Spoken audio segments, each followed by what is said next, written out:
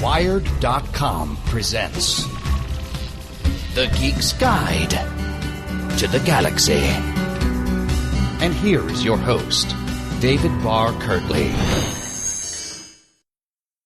Hello, and welcome to episode 204 of Geek's Guide to the Galaxy. Our guest today is Mark Adams. He writes for many national magazines, including GQ, Men's Journal, and New York. And he's also the author of the New York Times bestseller Turn Right at Machu Picchu. And we'll be speaking with him today about his book Meet Me in Atlantis, Across Three Continents in Search of the Legendary Sunken City. And now, here's our interview with Mark Adams. All right, so we're here with Mark Adams. Welcome to the show. Thanks for having me. Okay, and so your new book is called Meet Me in Atlantis. So how did this book come about? Well, it was sort of an odd thing, as you might imagine, with Atlantis. I was researching my last book, which was about the rediscovery of Machu Picchu in Peru, and that occurred in 1911. So I was looking at some old New York Times microfilm from 1911, and I came across a front-page Times story that said, German finds Atlantis in Africa. And I thought, what? German finds Atlantis. I didn't know you could even look for Atlantis. I thought it was, one of these underwater bubble cities that you see on Saturday morning cartoons. But I read the story and it says, I think the guy's name was Frobisher, using the clues from Plato's original dialogues, believes that he has finally found the lost sea of Atlantis. And I was thinking, Plato? So I go back and I realized, okay, everything we really know about the story of Atlantis, the city that supposedly disappeared beneath the waves, comes from two dialogues that the philosopher Plato wrote around 360 BC. So, once you start getting in that deep, if you have a mindset like my own, which is, always working on sort of the margins of, what is socially acceptable and scientifically acceptable, I was just sucked in. And the more I started looking at it and realizing that there really are a lot of people, both amateur and professional, around the world who are out there looking for the lost city of Atlantis, I just found that irresistible. So, next thing I knew, I was on an airplane and traveling around the Mediterranean looking at the most promising sites. Yeah. And it's such an interesting book. And I guess I didn't appreciate before I read this book how interesting Plato's life was. Could you just kind of give us some of the highlights of Plato's life? Well, Plato did live an amazing life. He came from Athenian nobility. It comes up in the Atlantis story, actually, that I think it's great-great-great-great-grandfather was a fellow named Solon, who, gives us the adjective Solonic, and was beloved because he took over from Draco, who gives us the term, Draconian, so you can understand that. And, he was a, sort of a wealthy kid who fell into the circle of Socrates, who was one of the great, as they were called then, sophists, teachers around, the area of the Acropolis who would teach the wealthy young men to become members of the democracy. Because if you were, a man of property in Athens, it was a true democracy, one man, one vote. So, he fell into the orbit of Socrates. Socrates, of course, is famously put to death by the Athenian state at a certain point for, among other things, corrupting the youth of Athens. Plato goes on this incredible sort of study abroad trip afterward around the Mediterranean, in which he stops at what is now southern Italy, and studies with a group known as the Pythagoreans, who were, traced their lineage back to the original Pythagoras, he of the 3-4-5 triangle theorem. And they were sort of like, proto-physicists who were trying to use numbers and math and geometry to find the sort of, secret code of the universe. And they'd actually had some successes like the 3-4-5 triangle that made them believe that this was possible. He probably also stopped in Egypt on that trip, and he almost certainly stopped in Syracuse as well. He goes back to Athens and eventually starts what is generally regarded as the first university in Western civilization, known as the Academy, and he sort of settles in there and starts writing, for the sake of his students, these dialogues that we now know as the corpus of Plato, things like the Republic and, famous dialogues. So the story of Atlantis itself comes up right after the Republic, and it's part of a dialogue that's called the Timaeus, which many consider to be the first great work of science. And that is Plato's attempt to give sort of a Pythagorean logic to the cosmos, even though the telescope has not yet been invented. And that's one of the other things that attracted me. It's like, Plato not only invented or, translated or passed down this story of Atlantis, but he stuck it in between two of his most important works as like a bridge from one to the other. So that to me called out as well. Right. And so the Atlantis that Plato describes is a lot different from the one that we imagine today in pop culture. Could you kind of just sketch out what Plato's Atlantis actually was? Yeah, like I said, there's no bubble city, there's no nuclear-powered spaceships, there's no Scrooge McDuck, throwing piles of cash up in the air, or the various other versions of Atlantis you may have seen. What he describes is a maritime culture that exists on an island that has a capital city made of rings, concentric rings of land and water. And it's a very fertile civilization. It has 3 growing seasons a year. And, it gives very specific descriptions of this capital city, of the temples that are there and the distances between the rings and the size of the temples and where it is in relation to a piece of land called Gades, which seems to refer to an old Phoenician term gadir, meaning walled or enclosed area or city. And, probably the key thing about the Atlantis story, which usually gets buried, is that it's a war story. It's a story about the Atlanteans, attacking Athens. And when they attack Athens, Athens is triumphant because, Atlantis has become debased and the gods decide to punish Atlantis. And in the end, Atlantis and Athens both are destroyed by earthquakes and floods in a single disastrous night. So that part of the story is what has kind of been passed down to us as Atlantis sinking to the bottom of the ocean. But what Plato says is that it was destroyed in a day and a night by a natural cataclysm. Right. And so this was a story, as you said, I think that Plato's reporting, but that even if it's true, was passed down through many, many people over many, many years. Right. I mean, the problem with Plato is that, the thing that people who want to find Atlantis latch onto is, hey, Plato, the greatest Western philosopher of all time. It must be true. Hey, Plato, he says in his Atlantis story multiple times, the story I'm telling here is true. Well, Plato is a very tricky writer, as several have pointed out. He may be the most obscure philosopher of all time. We're still interpreting him. The Republic was, a foundational text of both, Christianity and fascism. So you can read almost anything into Plato you want. That said, this story of Atlantis, serves as a bridge from the Republic, where Socrates gives his rendition of what a just society is and how a government should be run, and philosopher kings and, all sorts of deep stuff. And then in the next dialogue, the Timaeus, it starts out, it's the next day. It's a well-known Greek celebration, Athenian celebration. And he says, well, let's tell a story to describe what I was talking about yesterday in referring to the Republic.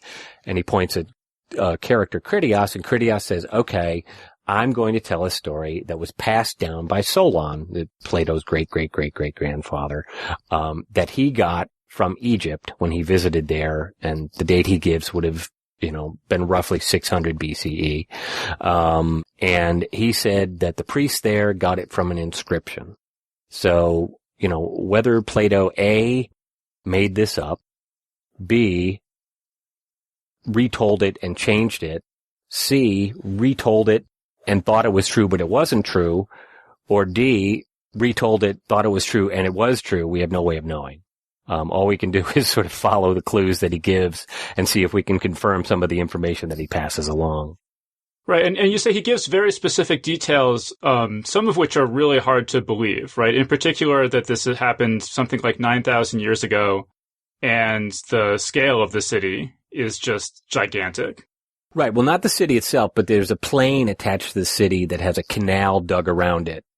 And, the problem with people who are searching for Atlantis, and, it happened to me as well. Once you see all this detail, you're like, who would make up all this detail if there, weren't some truth to this story? I mean, when he tells the myth of the cave, where people, see the shadows flickering against the wall, he doesn't give, 50 different clues as to where the location of the cave was. He just goes straight into the story. But here, he does talk about this enormous plain that was dug to a certain depth and a certain width. And I did a little back of the envelope, calculation. And it was like, wait a minute. If for this plain to have been dug, they would have had to remove 100 times as much earth as was removed to make the Panama Canal. So this can't be true. And at the same time, he says, 9,000 is the number of years that have passed, blah, blah, blah, blah, blah. And a lot of people latch onto that because that's roughly where the last ice age ends. And they say, okay, there's all sorts of melting going on. The seas would have been rising. But we don't have any evidence that, there was an Athens at that time. We don't have any evidence that there was certainly a war in the Mediterranean at that time. So, it becomes a problem figuring out where Plato's exaggerating and where maybe he might want us to believe that he's telling the real truth. Right. And so then how did we get from the city that Plato describes to the underwater bubble city that sank into the Atlantic that everybody knows kind of from pop culture? Well, it was not a big deal to search for Atlantis for, 2,200 or so years. There was some debate. There seems to be Aristotle, who is Plato's prize pupil, seems to refer to it. Some people say it's him saying it didn't exist. Some people say it's him saying it did exist. Another student may have sent an envoy to Egypt to look for the inscription that Plato mentions. But no one's actually really looking for it in earnest until the late 19th century when a German businessman named Heinrich Schliemann uses clues from Homer's Iliad to find what is still generally regarded to be the lost city of Troy. And up to that point, Troy was thought to be a myth, certainly a legend, maybe had some truth buried in it, but largely fictional. So, that's in 1871. After that, people start to say, hey, Plato's got all this detail in the Atlantis story. Why don't we start to look for that as well? And one of those people who tries to find it is an ex-congressman from Minnesota named Ignatius Donnelly, who has been described as I think both one of the most unheralded, brilliant men in American history, and I can't remember the exact quote, but something like the greatest loser in America or something like that. So, he a wide variety of opinions. And what he does is he sits down at his desk in what is sort of a failed housing project outside of Minneapolis and pulls together every single scrap of information he can find about the ancient world and essentially creates this idea that the Atlanteans were this super race that when their city sank to the bottom of the Atlantic Ocean and the tops of the mountains of Atlantis are now the Azores Mountains just poking out above the waves, and the Gulf Stream that goes around the Atlantic is now sort of tracing the circle of where Atlantis was, according to Donnelly. These super Atlanteans, in 9600 BCE hop into their boats and go off to found every great culture of the ancient world, everything from, Egypt to China to the Aztecs and Mayans and the Incas and, and this sort of idea that the Atlanteans were a super race, none of which appears in Plato. He says, they had some big boats and stuff, but none of this stuff about metallurgy and mining and advanced wisdom and stuff like that appears in the original story.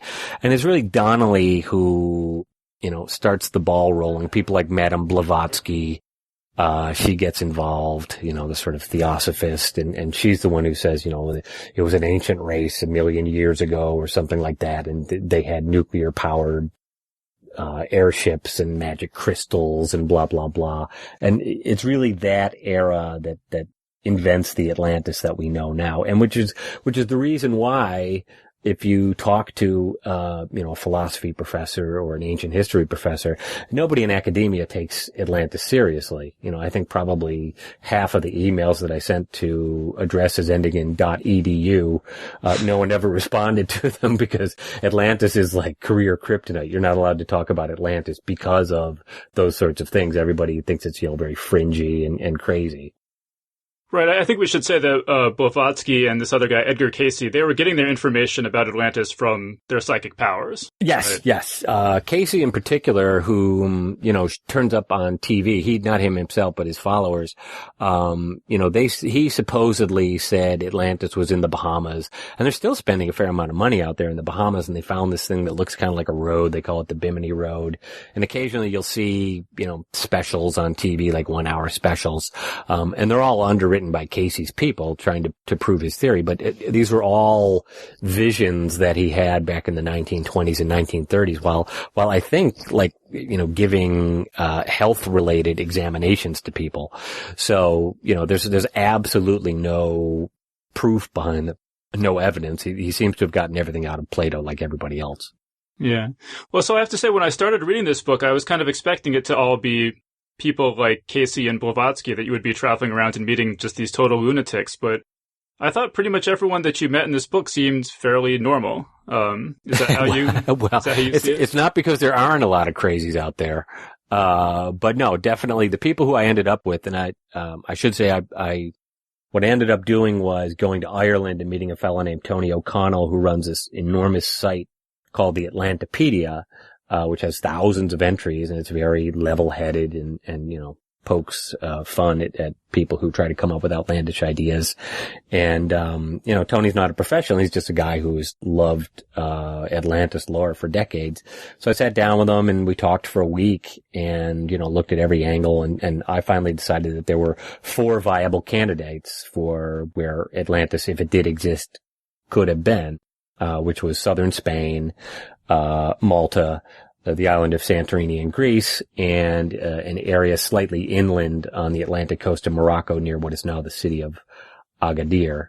And each of these sites had at least one proponent who was pushing that hypothesis pretty hard. And as much as I could, I went to each of the sites and visited with the person pushing a particular hypothesis to weigh the pros and cons of each. Right, and each of these sites kind of meet some of Plato's criteria, and then you really have to stretch to meet some of the other ones, so people will come up with different explanations for why Plato's timeline was off, or, Right. People are willing to do all sorts of acrobatics to make their hypothesis fit, into Plato's evidence that he puts forth. There are people who there's a guy pushing a site in the Altiplano of Bolivia. There are people pushing Indonesia. You can get pretty tangential pretty quickly.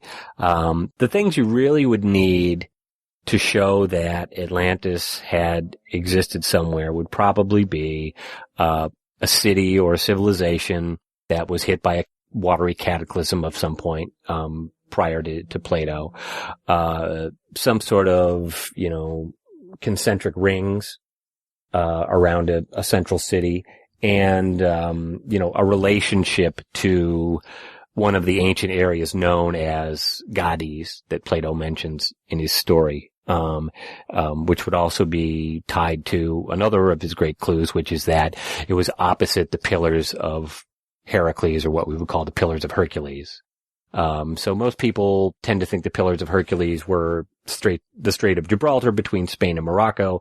But there were others. The Strait of Messina between, Sicily and the Boot of Italy is another, the classical, pillars of Hercules. And there were others throughout the Mediterranean. So, all 4 of the sites that I ended up with, all 4 of those hypotheses, were a pretty good match for all of those things that I just mentioned. It's when you get into the nitty gritty and the numbers and things like that people start bending over backwards to make everything fit. Yeah. Well, talk a little bit about how you said that Atlantis has become kind of toxic in academia. And one of the guys you talked to actually said that he knows other archaeologists who agree with some of his ideas, but they can't even admit it because of the damage it might do to their academic reputation. Yes. And in fact, I emailed a leading archaeologist, who specializes in finding ancient cities and floated the idea of looking for Atlantis. And she got back to me and said, I hope you abandon this project for the sake of your reputation as a writer. As I mentioned, a lot of people just didn't get back to me at all. And I think it is because of, Ignatius Donnelly, the congressman who came up with the, first big Atlantis theory that was, pretty crazy. The idea that he came up with is now known as hyperdiffusionism, which is that, all great ancient cultures came out of a single source. And this is really, really unpopular in the humanities, because it indicates that there was a super race, thousands of years ago from which we all descend. And the other thing is just, these crazy psychic ideas. The Nazis had a whole division devoted to trying to prove that the Atlanteans had been actually ancient Aryans who passed down their wisdom to the Nazis and stuff like that. There's so much crazy, and these crazies make so much noise that I guess academics have decided that it's not even worth going into, even though it is, think about it, it's Plato. It's an unsolved mystery from antiquity. And it's one of the great unsolved mysteries of all time. And anybody who did come up with a believable answer to this, would be famous overnight, but I guess they decide it's not worth the hassle. Yeah. So now that the book's been out for a while, would you say that your reputation has been completely destroyed? Well, mostly destroyed. No, it's funny. Most people have had a reaction similar to your own, which is that, I saw this book and I thought it was going to be another one of these crazy, I found Atlantis, here's my theory, and now I'm going to prove it to you over the next 300 pages. Whereas it unfolds more like a mystery story because I'm learning as I go along. I'm finding things out. I'm digging deep into areas into which I did not have any expertise, and areas that are not delved much into at all, like Plato's the Pythagorean influence on Plato and Plato's use of numbers and things like that. So it hasn't, completely destroyed my reputation, but I've not been heralded as the man who solved the Atlantis mystery either, unfortunately. So when you approached publishers with this, how receptive were they to an Atlantis book like this? Well, my publisher is Penguin, and they were pretty cool with it because I just published, a critically acclaimed book that sold pretty well. So when I came to them and said, I want to follow the search for Atlantis, they got that I was writing a book about the people searching for Atlantis. I was not writing a book about my search for Atlantis. And I'm not sure that I made that difference clear in the original title to the book, which is why we have a new subtitle on the paperback version. Right. One thing I thought was interesting is that a lot of these experts you talked to were pretty measured and reasonable, but then when they get featured in TV shows about Atlantis, they always get edited in a really deceptive way to make it look like they're making much more bold pronouncements than they actually are. Yeah. And, most of the people I would say who I spoke to said that it happened to them at one point. And, I totally get that. I must get a phone call from ancient aliens like once a month. And it's like, this is the TV show Ancient Aliens. Yeah, the TV show Ancient Aliens. And I'm like, I'm not going on that show. If you give me $1 million, you're going to take whatever, words come out of my mouth and make them fit whatever, paradigm you're pushing in a particular week. And a lot of these people, these experts have been unpleasantly surprised by, someone calling them at 10 o'clock at night and saying, did you know that, you're on the Discovery Channel right now in a special called Atlantis Finally Found or something like that? So, so if you're an Atlantis expert, be careful. Yeah. Well, so there's kind of an economic incentive for these TV shows to play up Atlantis, but then there's also, an incentive for these locations you visit to play it up as kind of a tourist attraction. There's only one place that I think pushes the tourist angle a little bit, and that is the island of Santorini. And that's because that is the most famous site. It's the only one where at one point around 1967, 1968, there was an oceanologist named James Mavor, who was fairly well known in the U.S., and he was at Woods Hole, those are the people who found the Titanic at the bottom of the ocean. And he got a lot of press in places like Time Magazine, the New York Times, because at the time he decided to prove that the island of Santorini was actually Plato's Atlantis, they found this incredible set of ruins called Akrotiri, which you can still visit now, that were buried by a volcanic explosion. And, somehow the idea that this volcanic explosion twisted into a earthquake and flood, that destroyed, Atlantis, it's kind of a stretch when you think about it. But at the time, it got a lot of press. Jacques Cousteau showed up and made a special. So there is a certain element on the island of Santorini that still pushes the Atlantis angle. There's an Atlantis hotel. There's an Atlantis bookshop. A lot of it though is tongue in cheek. Most people who come to, Santorini are coming to eat well and park their yacht there for a little while. Yeah. I mean, so there are a lot of reasons, as we've been saying, to doubt Plato's story, but then there are some kind of interesting reasons to maybe think that he might be describing something accurate. I mean, because in this story where he mentions Atlantis, he also talks about ancient Athens, and we don't know really where Atlantis might have been, but we definitely know where Athens is. And some of the archaeology has confirmed a lot of the fairly specific details in Plato's account. Yeah, what's interesting is that, Plato writes about Athens, as part of the Atlantis story, and everybody forgets this. Skates right over it because they're so busy looking for the original Atlantis. And there are details in his description of ancient Athens at the time of the war with the Atlanteans.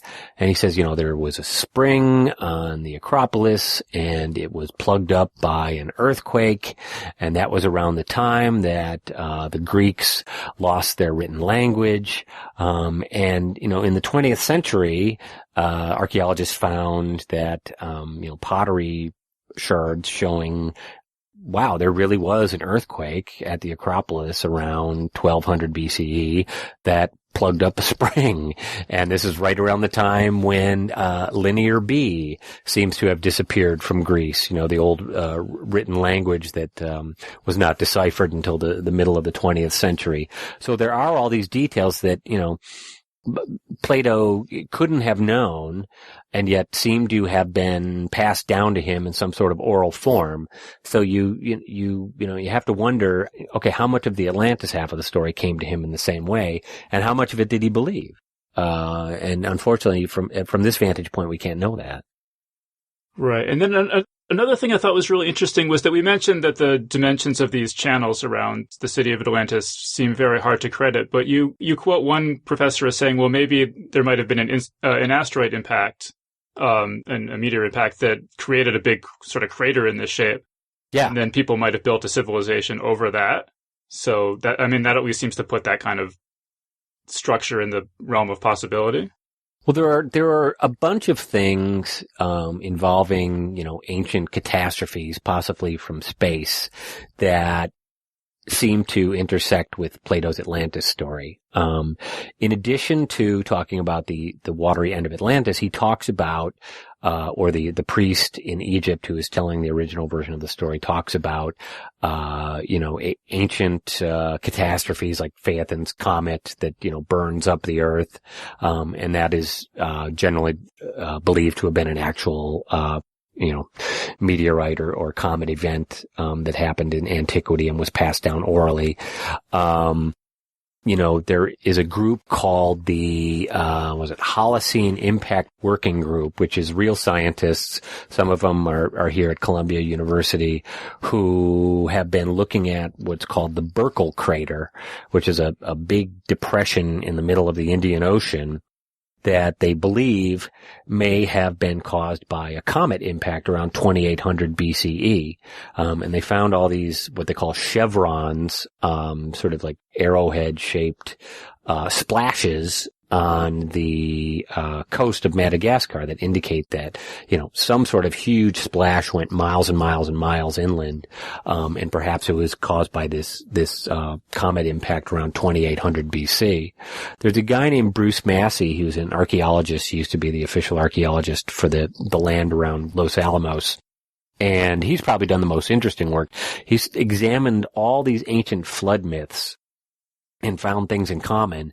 And he thinks there may have been a single event, and he actually pegs the date to 2807 BCE, in which, possibly a comet impact like the Burkle crater, caused, floods around the world so great that it was recorded in many, many ancient cultures, including things like Noah's Ark, the Epic of Gilgamesh, the Flood of Deucalion, and things like that. So, it's definitely a possibility. There do seem to be a lot of similarities in these ancient stories. Right. And you also talked to a bunch of scientists who are oceanographers who were pointing out that sea levels, especially if the story was 9,000 years old, that sea levels have risen significantly in probably most interesting sites along coastlines and rivers and things are 30 feet underwater at this point. Right. Well, those are the guys up at Woods Hole, the guys who found the Titanic. And what they pointed out to me was, whether or not there's any truth to the Atlantis story, if you look within a few miles of the coast, certainly of the Mediterranean, where would an ancient culture have built a settlement? Well, where the river hits the sea. All of those areas, if they were built on floodplains or low areas, as the waters rose 10, 20, 30 feet, all of those areas would have been inundated and are now underwater and probably silt. So there are, 100 cities to be found in the Mediterranean that we just haven't looked hard enough for yet. So how likely do you think it is that Atlantis will be discovered by James Cameron? I would say it's pretty unlikely because I think if there is an original Atlantis that inspired Plato's tale, I think it's probably on the coast or pretty close to the coast, because I think the watery cataclysm we're talking about that follows an earthquake, if you think about it, is probably a tsunami.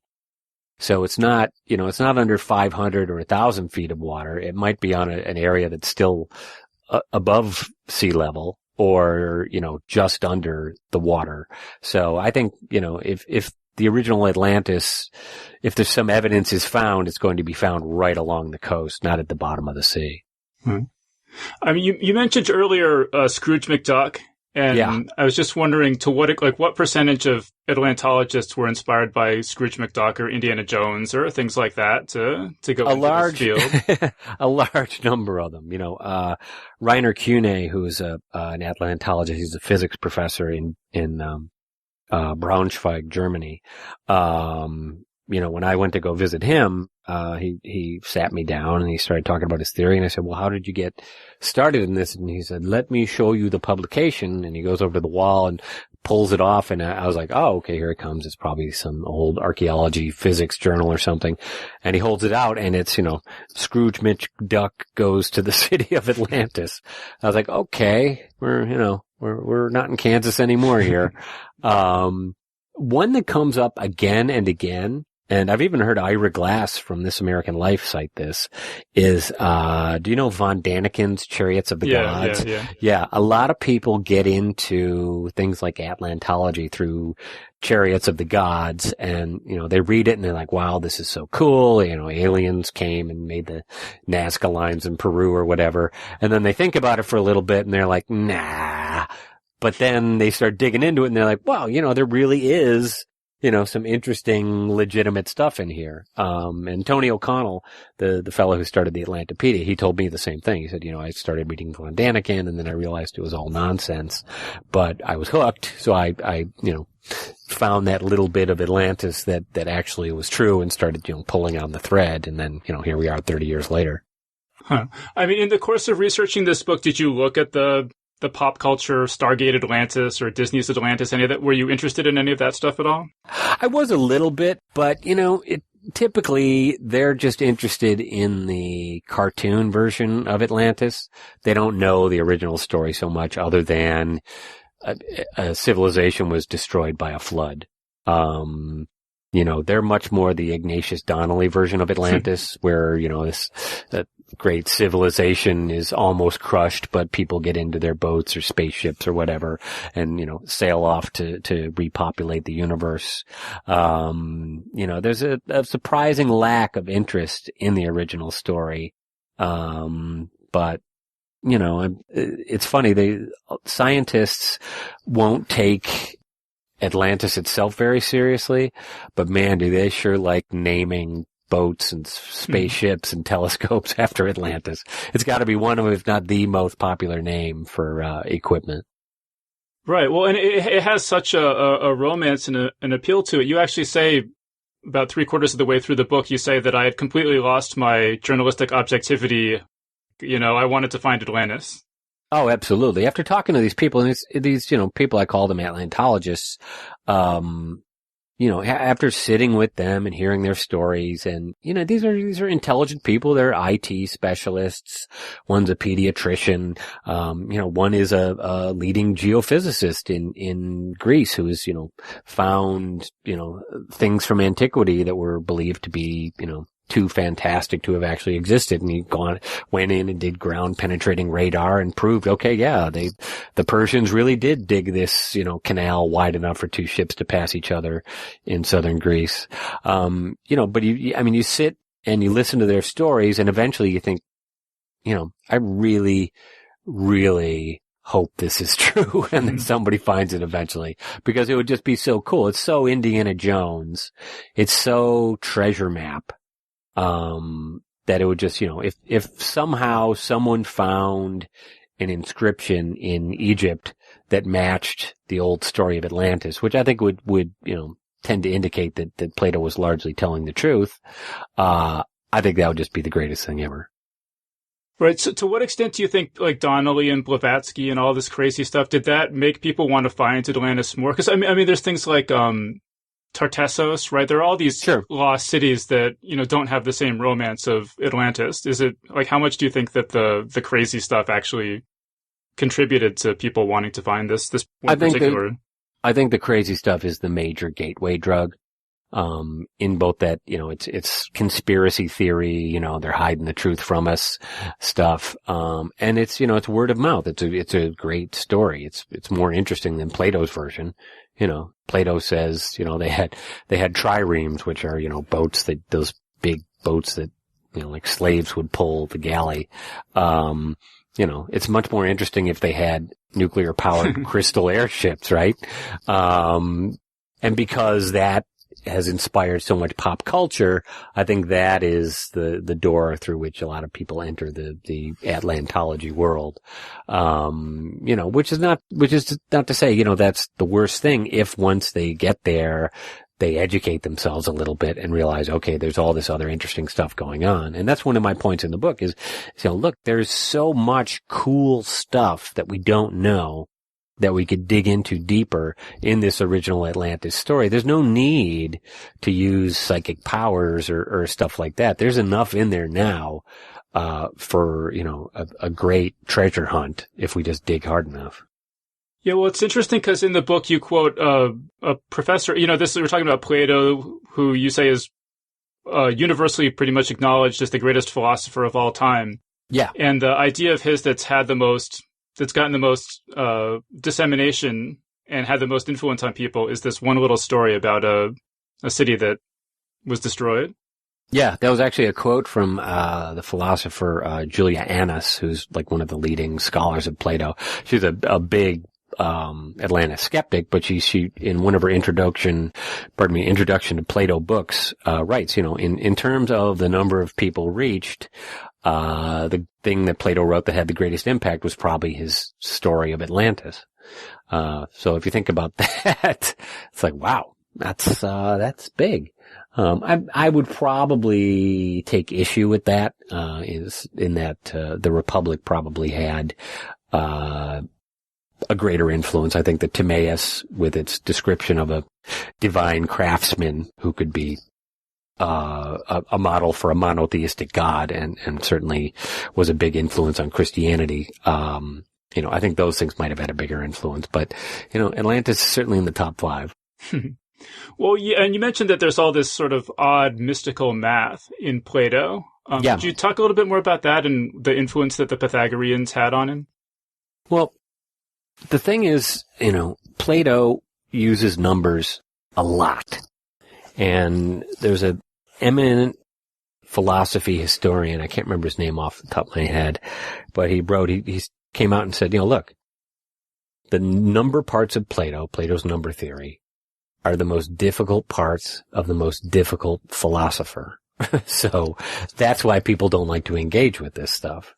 A lot of people who go looking for Atlantis just assume that these numbers that he gives are like GPS coordinates. But, Plato was deeply influenced by the Pythagoreans. Over the entryway to the academy, his university in Athens, he had the words, "None but geometers may enter here."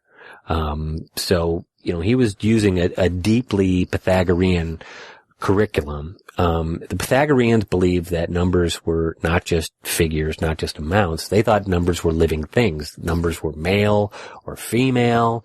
Numbers had vibrations. Numbers symbolize things. The numerology can be traced back to the Pythagoreans. But once again, we're getting into that sort of weird area where experts are not comfortable discussing these kind of things. But one thing that has come up recently, I talked to a guy named John Bremer up in Vermont who, on his own, counted all the syllables in Plato's works in ancient Greek. And recently, about 5 years ago, a computer science guy in England did the same thing. It's called stichometry or syllable counting. And independently, they both discovered that Plato's works seemed to follow a 12-part sort of outline. Well, 12 was a very important number to the Pythagoreans because they discovered that music seemed to have a 12-part scale, like the 7 white keys and the 5 black keys. And if you had like fractions or ratios that were clean, like a 2-to-1 ratio or a 3-to-2 ratio, you got a harmonic tone from that. If you plucked a monochord, it's a little complicated, but basically the cleaner the fraction, the clearer the tone. Whereas if you it did like 7/12ths, it would be disharmonious. So what these guys have figured out is that in Plato's works, if you go to, the sixth, halfway through, you're at 6 out of 12 or 1-to-2, a harmonious ratio.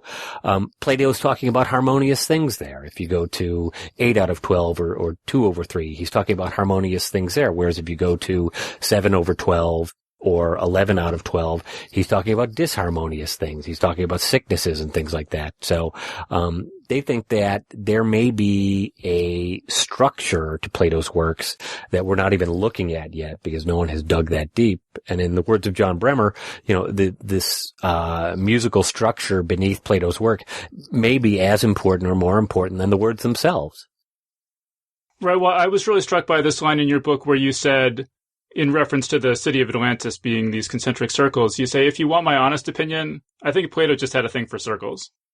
It's true. It's true. He was a geometer. I think some of what he was writing in Atlantis was intended to be taken at face value. And I think a lot of it was stuff that he was telegraphing to his students at the academy, his students being second generation Pythagorean thinkers, would have intuited right away what he was talking about. But, what we see is just a bunch of numbers. We can't understand what he's getting at. So I'm sure there's all sorts of symbolism and tricks and things in there that, Plato did for his students that, we can't even begin to intuit. Right. There was a line too that struck me where you were talking about Pythagoras believed math was kind of like the invisible source code to the universe. Absolutely. I think the two of the big discoveries that Pythagoras is credited with are, one, the Pythagorean theorem, the 3-4-5 triangle. And this actually, a philosophy professor at Yale, Robert Brumbaugh, demonstrated that this actually shows up in one of the most important parts of the Republic when Plato is describing, the 5 kinds of, or the 4 levels of knowledge. Plato seems to be hiding, references to the golden ratio, the Fibonacci sequence, the Pythagorean triangle, in his work. You can see the references if you tease them out a little bit. The other thing that the Pythagoreans, realized, which, totally makes sense that they would think that there was a secret code behind the universe to be discovered, was that certain elements of music, certain clear notes corresponded to mathematical ratios. If in the story with Pythagoras, he's using, I think, mallets of different lengths. He uses one mallet that is, say, 1 arm's length long, and then he uses a mallet that's half that long, and he realizes that the tone of the metal he's hitting changes, and therefore, he keeps, trying different lengths, and he realizes that certain, what we would call notes, correspond to certain, lengths divided by other lengths. I'm sort of butchering basic musical theory here, so please don't send in angry letters, but essentially, any musicologist can tell you, yes, there is mathematics behind music. There are certain ratios that are clean and certain that are less clean.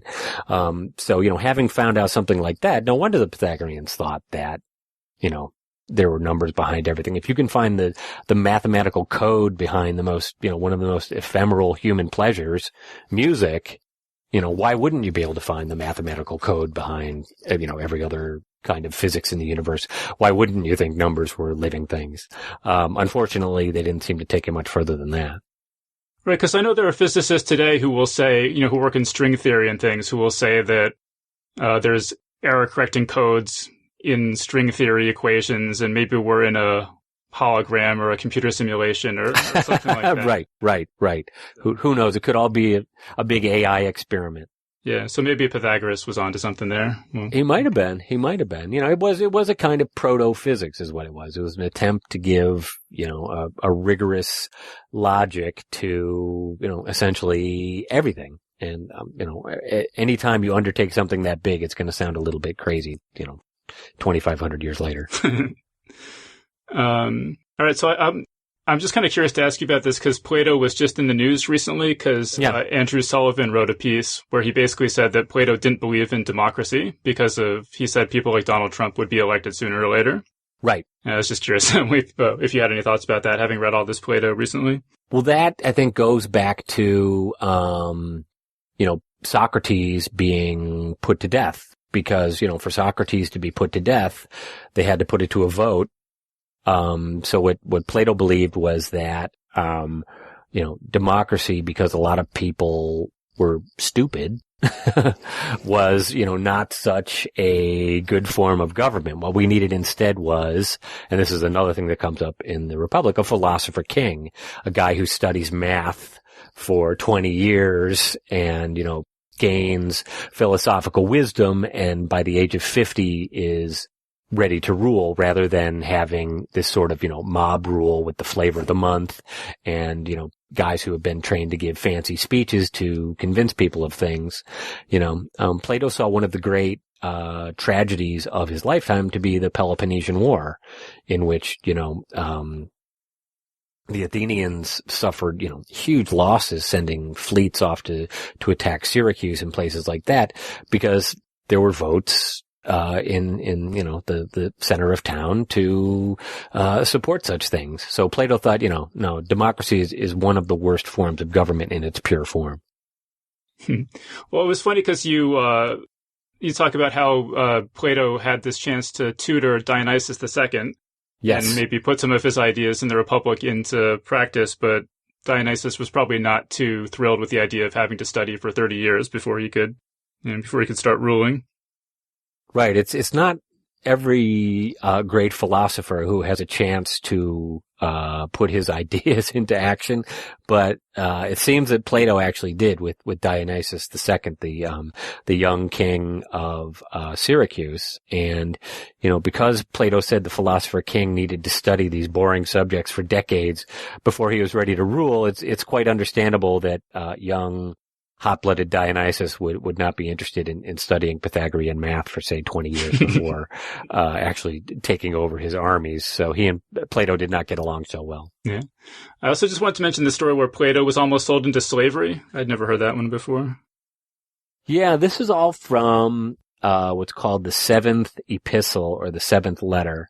It's an ancient letter that we're not 100% sure if Plato wrote it or maybe someone who knew Plato well wrote it. There are some people who think it's just a complete fraud. But I think it's generally regarded to be based on Plato's true life story. And it seems that at some point, Plato aggravated a tyrant whose kingdom he was visiting. I can't remember who it was. And the tyrant said, "All right, Plato, enough with you. I'm selling you into slavery." And as the story goes, it was actually the Pythagorean king of southern Italy, who sent a ship to save Plato and rescue him. So the Pythagorean, gang takes care of its own. I can't help mentioning this one line from the book. This is Madame Blavatsky's explanation for why Atlantis fell. You say, she attributes its downfall to something that seems obvious in retrospect. A group practicing black magic spoiled everything by breeding human-animal hybrids akin to centaurs, which were exploited as warriors and sex slaves. Exactly.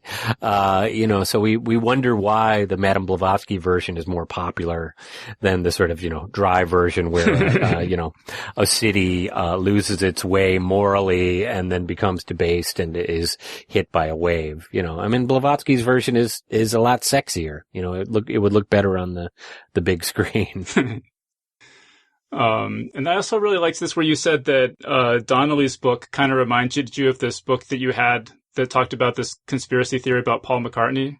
Yes, definitely. Because they both pull together, every scrap of possible information. And I don't know if you've ever seen these Paul McCartney is Dead books from the mid-60s, but it's like, if you look at the back of the album cover, Paul's back is turned, but everyone else is facing the camera. That's a signal that, in Finland, if you don't face the camera, you're actually a dead person, or, the walrus is a symbol of death in I Am the Walrus, it's just piles and piles of this nonsense that, the idea that Paul McCartney might not actually be dead, it never seems to have occurred to these people. Right. But just this idea that if you start off with your theory and then just go looking for anything that could possibly support your theory, and that's the only, heuristic that you apply to it, you're going to end up with a gigantic list of support that's not going to mean anything. Absolutely. And that's what most of these Atlantis theories are. They come up with their answer and then they work backwards from there. And, they're one of the most popular theories to explain Atlantis is, Earth crust displacement, which is that, around, I think they say around 9,600 years ago, the outside of the Earth crust suddenly shifted like the skin of an orange. And Atlantis had been located in what is now the middle of the Atlantic, but then it was shifted down to where Antarctica is now. So all the evidence of Atlantis is buried under ice.